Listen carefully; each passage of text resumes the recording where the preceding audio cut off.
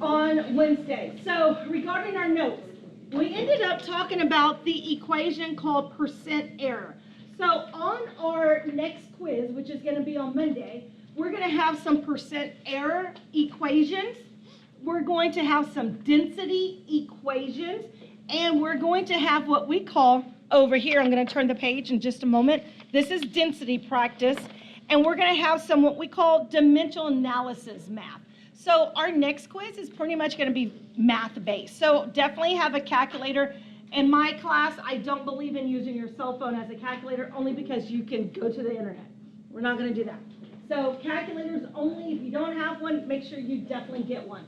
But we talked about this equation. Percent error is the actual number, subtract the measured numbers, divided by actual times 100 to make it percent, 100%. Now, remember last class, we got some negative numbers. And I said, I'm so glad you practiced this. Because if you get a negative number, ignore the negative. It's like, we consider it kind of like in math class, the absolute value, where you just ignore the negative. And that's what we're going to consider over here. We ignore any negatives, and we're only going to have a positive value as an answer.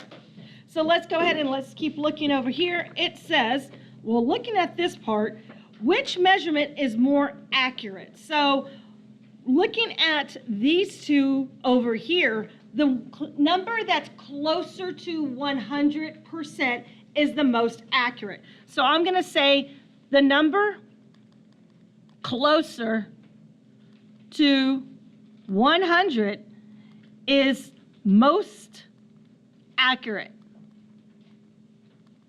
So that would mean for this situation that 75.6%, or the first measurement, was the most accurate. Okay? Well, how do I know which one's the most accurate? Well, the one that is closer to 100 is the most accurate. 75.6, 75.3. Were the measurements accurate, precise, or both, or neither? Okay, so now accurate, let's see.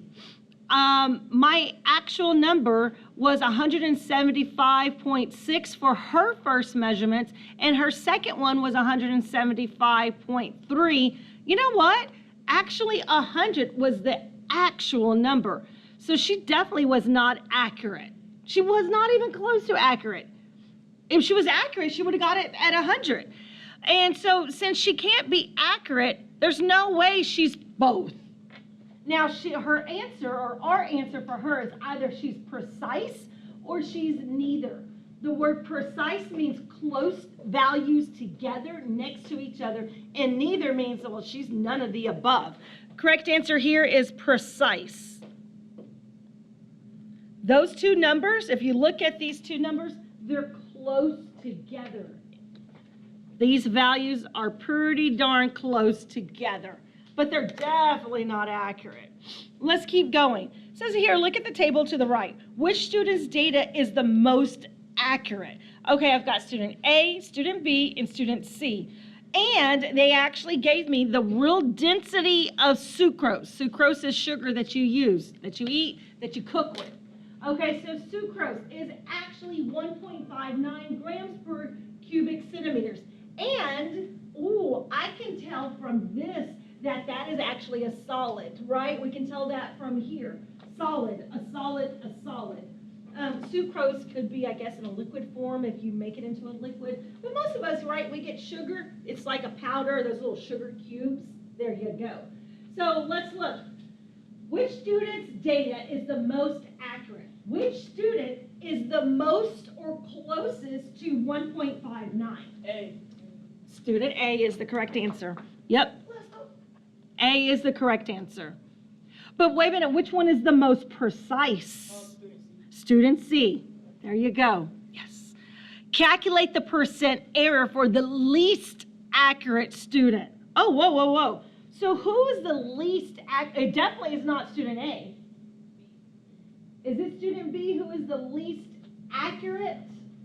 No, it's student Say it. C. Student Because C. it's an 11-point difference. There you go. And that's an 8-point difference. There you go. Look at the difference here versus here. This one, student C, is the one that is the least accurate. So that is going to be student C.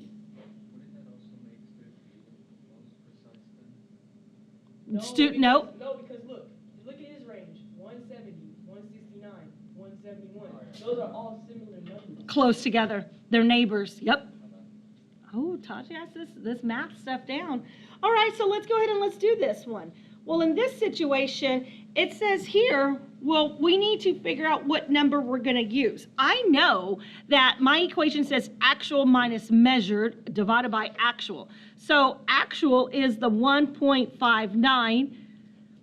The actual, again, divided by 1.59 times 100. I need to subtract it by something. What am I going to subtract it by? The average. Say it again. The average. So what's the average? 1.7. 1.7. Yes! The average. So when you get the 1.7, 1.69, 1.71, and 1.7, the average really comes out to 1.7. Yes, it is. Or 1.70. And y'all want to cheat off of Taj? That would be the person to cheat off of for math. He's got his math down. Go ahead and please double check my math, because you can see that I'm human and I can make a mistake. But I got 6.92%. This is what I got. Double check my math. No? Okay, maybe I'm wrong. I got like 105. Okay, maybe I'm wrong. Let's check. Just okay. because you So, said no negatives. no negatives. 0.59 subtract 1.7 equals, divided by 1.59 equals times 100 equals, I just did it again right now. I got negative, but ignore the negatives. 6.918, and I rounded Okay, to let me try that. 6.92. Maybe it's user error. Okay, maybe it's user error. Okay. Yeah, I got what you got. Okay. Of your number, not my number. You got the same thing of my number. Okay. Let's make sure.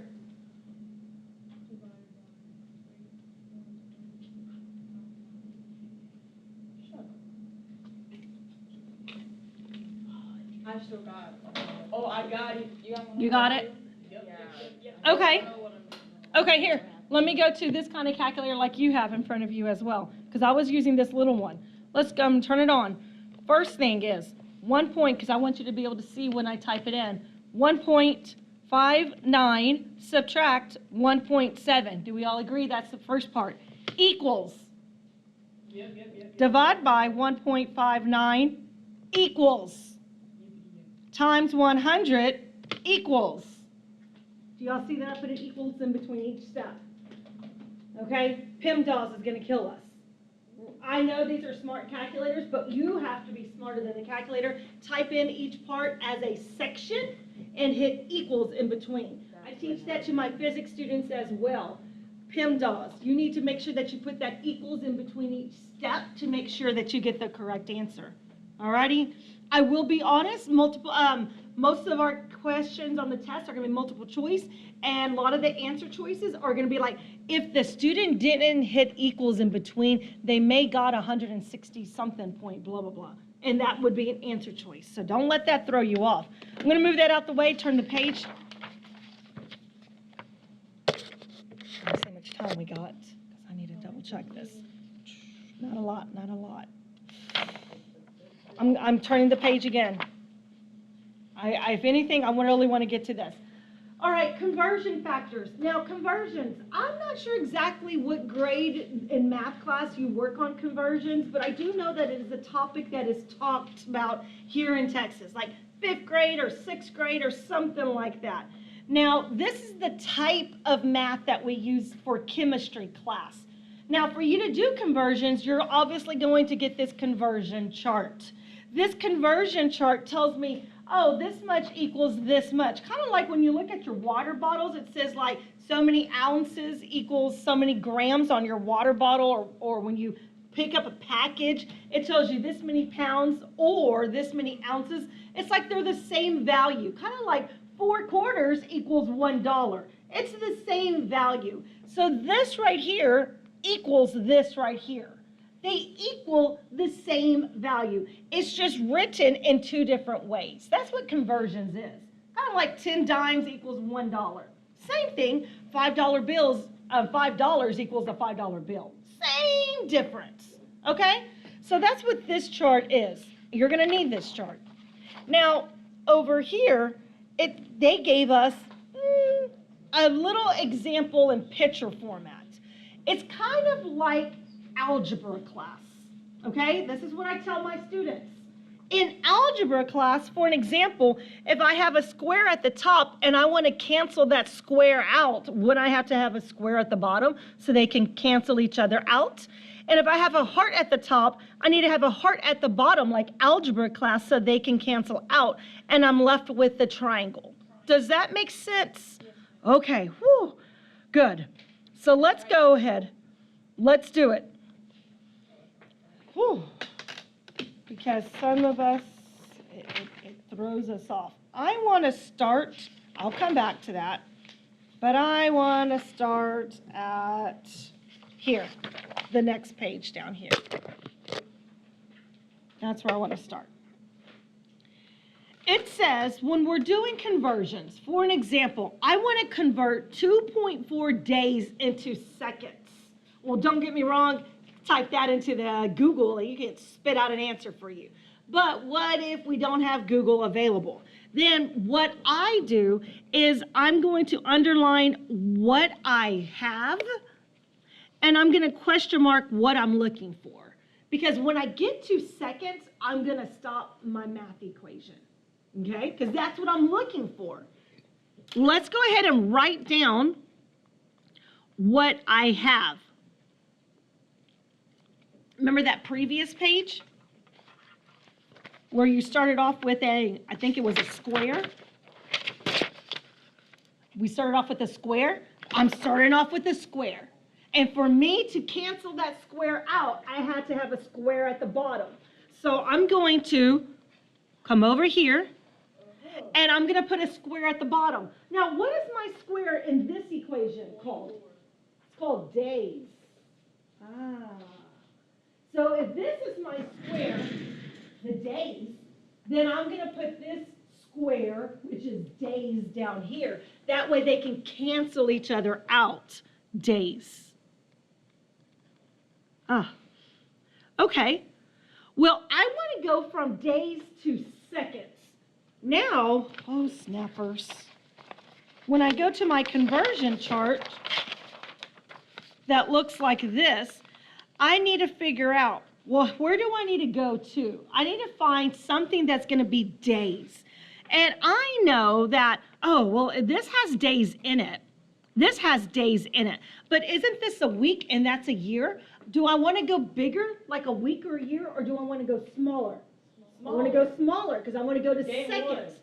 Oh, day one. 1 day equals 24 hours. That's a good one. So 1 day, look at this, equals, and this is how I do my math, equals 24 hours. Oh, man. It's 54 hours in total. 54 hours? Oh, whoa. I'm going to go backwards. Remember how I canceled out those squares? Let's cancel those squares out. We got to cancel those squares out. Cancel our squares. I'm going to go, while you stay in on this one, I'm going to turn back. Then we ended up with the heart. Okay, I need a heart down here so I can cancel the hearts out. And if this is hours, I need hours down here, which is my heart, just like that image, that picture I showed you. Now, I want to cancel that out. So now I'm going to come back over here, and I need hours. Oh, 1 hour equals 60 minutes. 1 hour equals 60 minutes. Now, remember, over here, I question mark the seconds, because when I get to seconds, I stop my math. Am I at seconds yet? No. I got to keep going. But my hearts get to cancel out. So let's cancel out those hearts. Well, this math equation or this picture got to stop. But if they didn't stop, then they would have one over here, and they would have a triangle, and the triangles would be able to cancel out, and they would have a star at the top or something, and then they can stop because that would be their seconds to represent. So now I cannot stop. I got to keep going, and I need to go find minutes. Oh, and 1 minute equals 60 seconds. 1 minute equals 60 seconds. My minutes get to cancel out, yes. I'm left with seconds, which is what I wanted to be left with. I stop my math. I multiply everything at the top, I multiply everything at the bottom, but thank goodness everything at the bottom is 1, so I really don't need that. And now I can come up with my answer.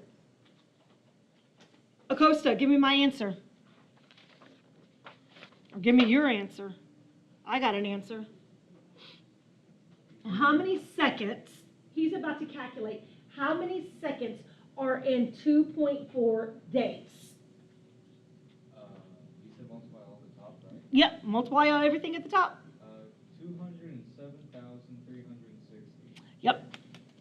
Correct answer is 207,360 seconds. Got to have a unit there.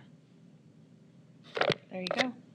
That's a lot of seconds in 2.4 days. So this was what we call dimensional analysis. At the end, you can think of this as one big, like a division. Like one big division. Over here, everything at the top versus everything at the bottom. But then if I multiply everything at the bottom, which is 1, any number over 1 is itself. So that's the reason why I said, let's don't worry about that bottom number because it's just 1. Let's do this again. How many inches are in 2.5 miles? Okay, they gave me my miles. I'm going to underline that, but I'm looking for inches. When I find inches, I get to stop. Okay, let's go ahead. Let's keep going. Write down what I'm starting off with, which is 2.5 miles. I have a square at the top. I need to get a square at the bottom. My square is miles, so I need to find a mile from my chart, my conversion chart, to see what that mile equals. But remember, I don't want to go bigger. I want to go smaller. How much smaller? Inches. So, and when you look at your chart, I found that 1 mile equals 5,280 feet. I definitely know that a foot is smaller than a mile. Okay, now I get to cross out those squares, and I'm left with this heart. Okay, well, I don't want a heart. I want inches. So now I'm going to have to do another line, come over here, and if I have a heart at the top, I need to put a heart at the bottom. Feet. Using my chart, I need to find a foot, and I'm trying to get down to an inch, but I know in my head that 1 foot equals 12 inches. That I just know. Now I get to cross these hearts out. I'm left with inches, which is what I wanted. I get to stop my math. Okay, Andrew's going to calculate it up. He's multiplying everything at the top. But who cares about the bottom? Because any number over 1 is itself. And once he does that, he's going to give us the answer of? 158,400. Taj is not the only good math person. We good too, Taj. We good too. Okay?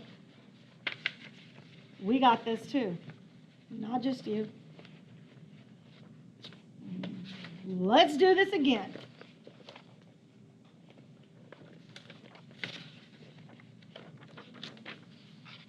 Number 3. We got a little, I know we're running short on time.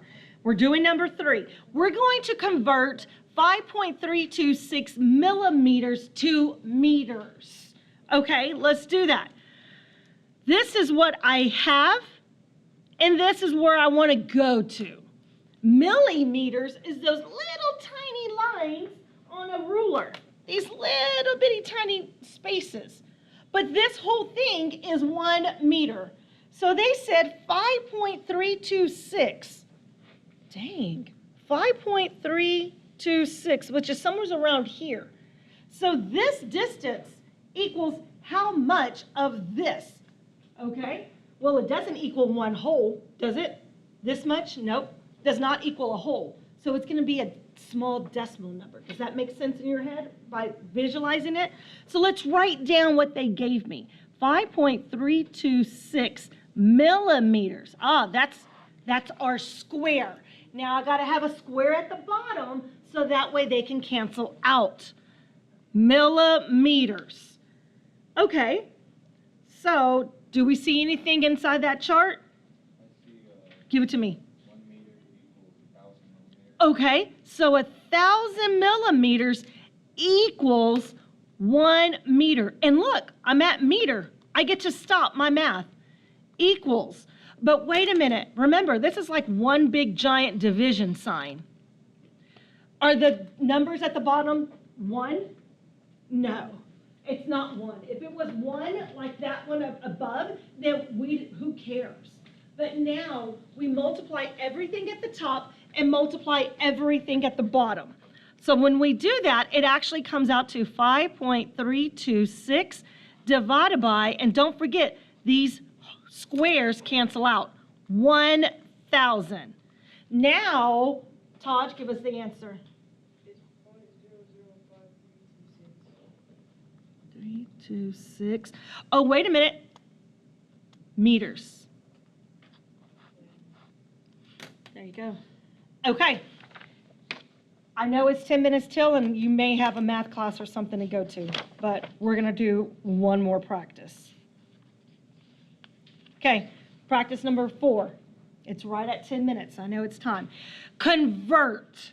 They gave us this number, but we are going to look for grams. That's my unknown. Write down what they gave you. This is my square. I need to put a square at the bottom so that way they can cancel out. But when I go to my chart with kilograms, I see right here that 1,000 grams equals 1 kilogram. So 1 kilogram equals 1,000 grams. My kilos cancel out. I'm left with grams, which is what I wanted. I'm done with my math. I stop it. And remember, this is like one big giant division sign. I have the number 1 at the bottom. Who cares about that? Let's just multiply the top. When I multiply the top, what do I get? 53 grams. Okay. Here we go. Pause for a moment. Get your cell phone out. Take this picture of the answer of the last one, and then practice it, and then you can go back and look at your cell phone. Okay? But you got to practice this last one on your own. Okay?